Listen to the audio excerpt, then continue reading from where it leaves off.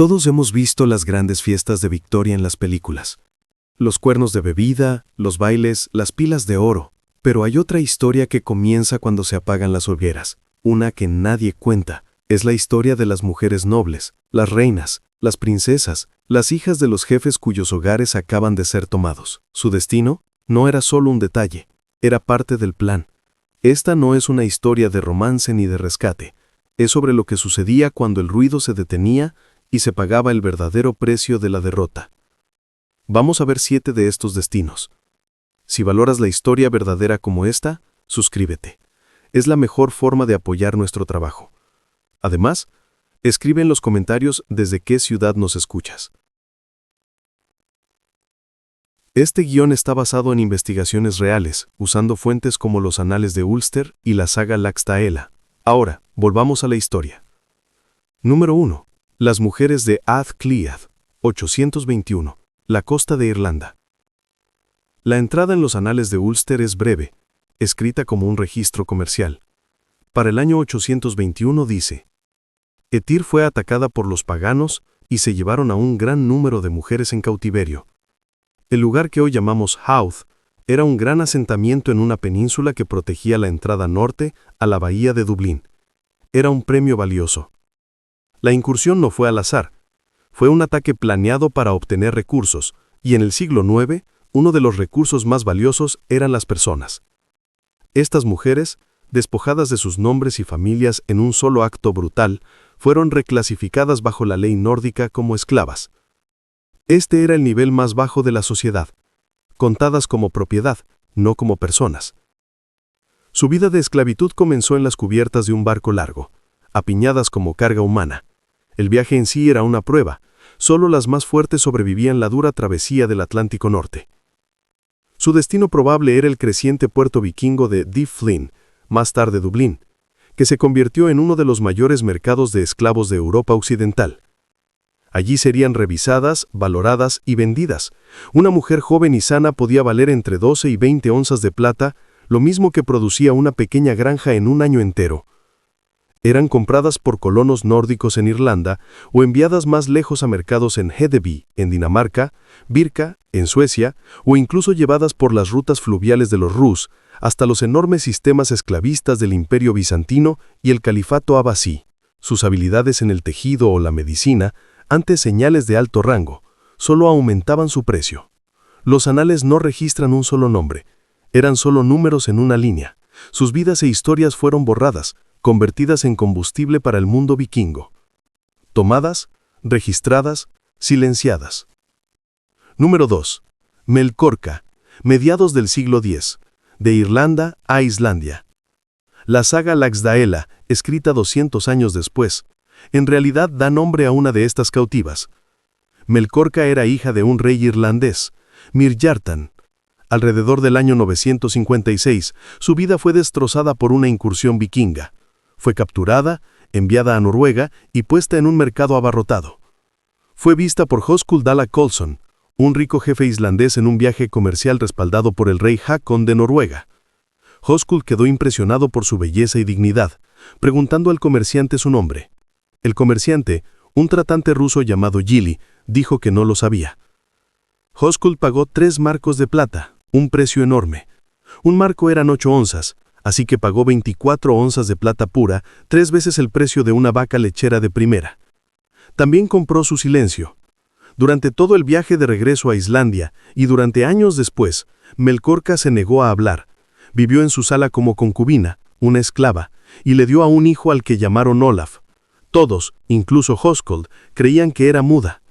Ese era su escudo, una forma desesperada de conservar un pequeño fragmento de sí misma en un mundo donde no tenía poder. La verdad solo salió a la luz por accidente. Un día, Höskuld caminaba junto a un arroyo cerca de su granja y escuchó a Melkorka hablando con su pequeño hijo. Ella le enseñaba su lengua natal, el gaélico. La saga dice que le contó al niño que su abuelo era Mirjartan, rey de los irlandeses. Höskuld le preguntó al respecto. Y entonces se reveló toda su historia de nacimiento real. Su posición en la casa mejoró un poco, pero nunca fue liberada. Permaneció en Islandia, una princesa cautiva cuya identidad fue descubierta por casualidad. Su hijo Olaf creció para convertirse en un líder fuerte conocido como Olaf el Pavo Real por sus lujosas ropas. Más tarde navegó a Irlanda con un barco cargado de bienes, conoció a su abuelo, el rey Mirk Shartan, y fue reconocido oficialmente como realeza irlandesa. Pero Melkorka nunca volvió a ver su hogar. Murió en Islandia, muy lejos de la tierra que debía heredar. Comprada, oculta, revelada. Número 3. La abadesa de Coldingham, 870, la costa de Northumbria, Escocia. En el otoño del año 870, el gran ejército pagano que había atacado Inglaterra durante 5 años marchó hacia el norte. El ejército estaba dirigido por los famosos hijos de Ragnar Lothbrok, incluidos Ivar el Deshuesado y Halfdan. Se dirigieron al monasterio de Coldingham, una casa de monjes y monjes construida en un acantilado ventoso sobre el Mar del Norte. La abadesa, conocida más tarde como Ebel la Joven, sabía exactamente lo que se avecinaba. Las incursiones vikingas en lugares sagrados eran conocidas no solo por el saqueo y la matanza, sino también por el abuso de las mujeres que allí vivían. Para Ebe y sus monjas, ese destino era peor que la muerte, una mancha que, según su profunda fe, arruinaba el alma misma. A medida que el ejército vikingo se acercaba, Ebe reunió a sus hermanas en la sala capitular. La historia contada por el escritor del siglo XIII, Matthew Paris, en su Flores Historiam, es muy clara. Ella tomó una navaja y se cortó la nariz y el labio superior delante de todas, dejando su rostro como una máscara ensangrentada. Luego ordenó a las demás monjas que hicieran lo mismo, diciendo: «Háganse demasiado terribles para la lujuria de estos hombres». Una tras otra, la siguieron. Cuando los vikingos atravesaron los muros del monasterio y entraron en la sala capitular, no encontraron mujeres indefensas. Vieron un grupo silencioso de mujeres que habían destruido su propia belleza a propósito. Los invasores, privados de su botín y furiosos por este acto, no mostraron piedad. Atrancaron las puertas, amontonaron madera contra las paredes y prendieron fuego a todo el lugar. La abadesa y sus hermanas murieron quemadas. Su última elección no fue entre la vida y la muerte, sino entre dos tipos de muerte. Eligieron el fuego. Sus huesos mezclados con ceniza y piedra pasaron a formar parte de la tierra del acantilado, quemadas, enterradas y intactas. Si valoras este tipo de historia bien documentada, suscríbete. Es la mejor manera de mantener vivo este canal, y cuéntanos en los comentarios desde donde nos ves. Este guión está basado en fuentes como los escritos de Matthew Paris y hallazgos arqueológicos de la época vikinga. Ahora volvamos a la historia. Número 4. Las mujeres de Canterbury, 1011, el corazón de Kent, Inglaterra. Durante casi 3 años, un gran ejército danés bajo el mando de Thorkel el Alto había estado destruyendo el sur de Inglaterra. La estrategia del rey Ethelred el Indeciso de pagar cada vez más Danegeld había fracasado, solo provocó más ataques. En septiembre de 1011, el ejército de Thorkel puso sitio a Canterbury, la capital eclesiástica de Inglaterra. Durante 20 días, la ciudad resistió. La crónica anglosajona dice que la defensa fue fuerte, pero la ciudad fue traicionada desde dentro por un hombre llamado Elfmar, cuya vida había sido salvada anteriormente por el arzobispo Elfhay. Los vikingos irrumpieron por las puertas. La crónica pinta un cuadro oscuro. Tomaron al arzobispo Elia y a Elfcafu,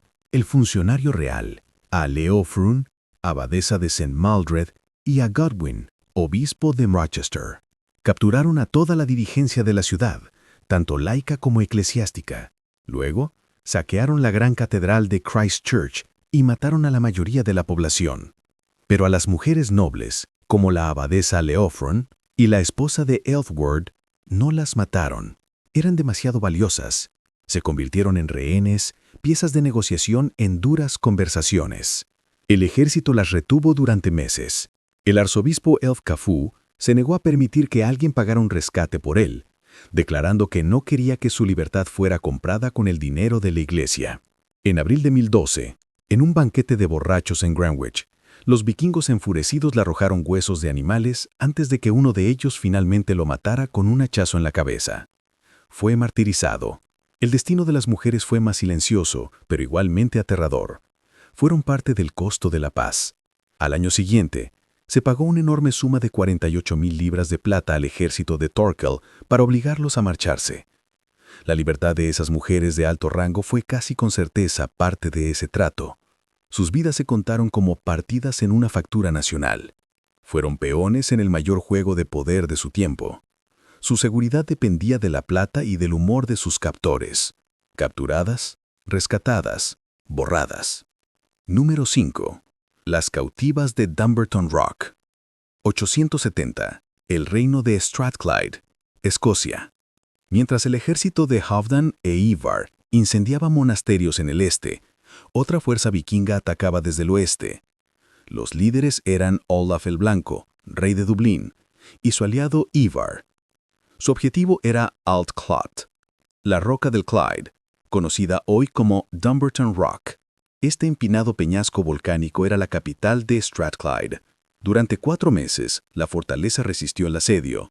Los atacantes no podían escalarla, así que la rodearon y cortaron el suministro de agua. Los anales de Ulster registran que después de 120 días, el pozo interno se secó. Los defensores, muriendo de sed, finalmente se rindieron.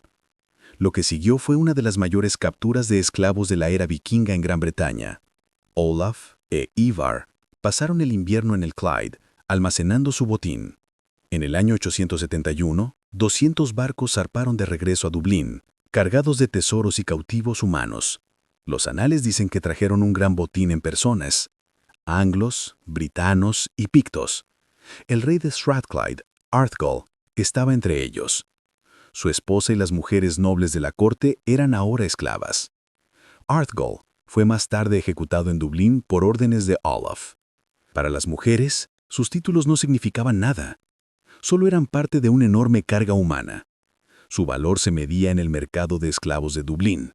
Su historia muestra la magnitud y la planificación de la esclavitud vikinga. Esto no fue un efecto secundario de las incursiones, era el objetivo principal. Asediadas, sedientas, embarcadas. Número 6. Las esposas de los colonos, finales del siglo IX, Islandia. El Landnámabók, o libro de los asentamientos islandés, explica cómo se colonizó la isla. A menudo se cuenta como una historia de valientes exploradores en busca de libertad, pero el libro también muestra la dura verdad de cómo se construyó aquella sociedad. Fue construida con mujeres robadas. La saga de Ingmund el Viejo, un poderoso jefe de Noruega, es un ejemplo. Antes de mudarse a Islandia, sus hombres, incluidos sus hermanos de crianza, realizaron incursiones en Irlanda. El Landnámabók dice claramente que regresaron con cautivas. Una de ellas fue una noble irlandesa llamada Hrafngrður. Fue tomada por un vikingo llamado Eyvindr Solvason y obligada a ser su esposa en la dura tierra nueva de Islandia. Otro jefe, Ketil el Necio, aparece en los escritos como asentado en Kirkubar. Pero el libro dice que, como él era cristiano, ningún pagano viviría allí. Sin embargo, sus descendientes se casaron con familias cuyas madres eran mujeres irlandesas capturadas. La evidencia genética de hoy confirma estas historias. Estudios modernos muestran que, aunque la mayoría de los colonos varones en Islandia tenían padres nórdicos, hasta un 63% de las primeras mujeres colonas tenían madres de Irlanda y Escocia. Las cifras son duras. Por cada jefe que construía una granja, había mujeres que habían sido arrancadas a la fuerza de sus hogares para convertirse en esposas y madres contra su voluntad. Ellas se convirtieron en la base de una nueva nación, una base levantada con violencia, robadas, trasladadas, replantadas. Número 7. La dama del barco de Oseberg, 834, Vestfold, Noruega. En 1904, arqueólogos que excavaban en un gran túmulo cerca del fiordo de Oslo en Noruega encontraron el tesoro vikingo más famoso jamás descubierto, el barco de Oseberg, conservado en arcilla azul. La nave de roble, de 21 metros, estaba bellamente tallada, con la proa en forma de serpiente enroscada. Dentro había una cámara funeraria real, fechada por anillos de árbol en el verano del 834.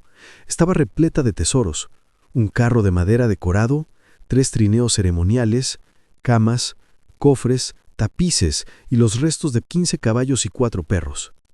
En la cámara estaban los esqueletos de 2 mujeres. Una era anciana, entre 70 y 80 años, y sus huesos mostraban que padecían un cáncer avanzado.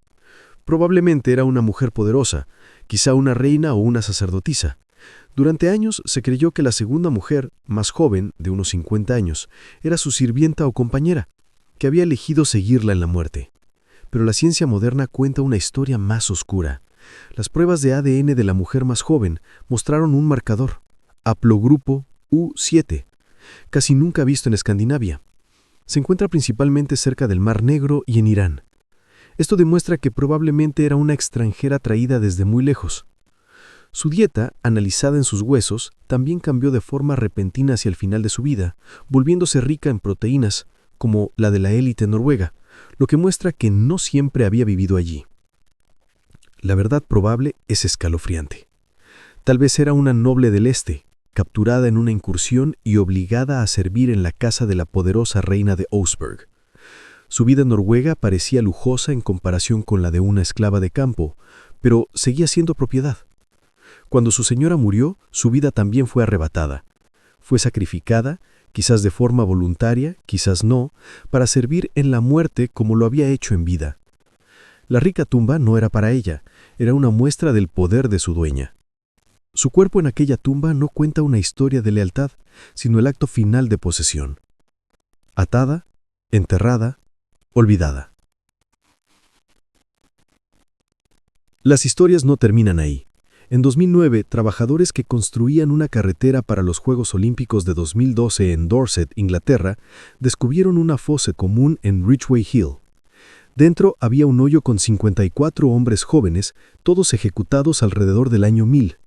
Los cuerpos habían sido arrojados, pero 51 cráneos estaban amontonados aparte. Los análisis de sus dientes, que conservan el registro del lugar donde una persona creció, demostraron que todos eran de Escandinavia, uno incluso del norte del Círculo Polar Ártico. Eran una banda de guerra vikinga, capturada y ejecutada por los anglosajones. Fue un acto duro de resistencia local, pero este gran hallazgo de hombres vikingos ejecutados es raro en los registros.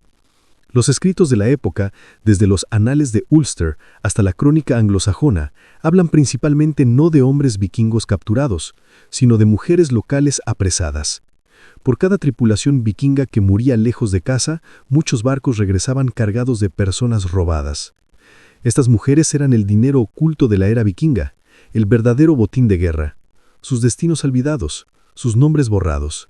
Su valor se contaba en plata, pero su pérdida era total.